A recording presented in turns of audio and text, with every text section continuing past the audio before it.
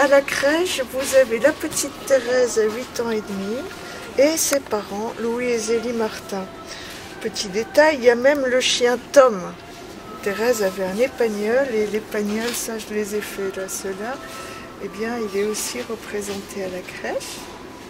Et là, alors, vous avez une vache qui a aussi quelque chose à voir avec la petite Thérèse parce que elle s'appelait la Rousse et quand Thérèse était en nourrice à la campagne, eh bien elle était très amie avec cette vache. Maintenant vous allez me dire pourquoi vous avez mis une vache et un ours.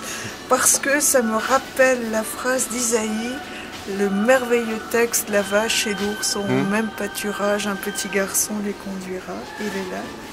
Donc vous voyez, il y a toute une symbolique. Autre personnage très important d'une crèche provençale, le ravi et la ravie, ce sont ceux qui s'émerveillent. Cette année, comme j'ai pas eu le temps d'en faire, je les ai eus en Provence, le forgeron là, avec le feu, donc le fleuriste.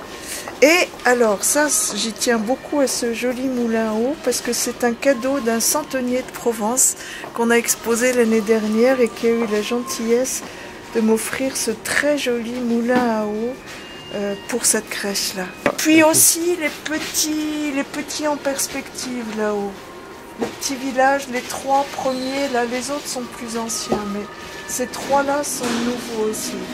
Et alors, dans la grotte, vous avez ce qu'on appelle en Provence le bougnan, le bohémien, c'est-à-dire le méchant.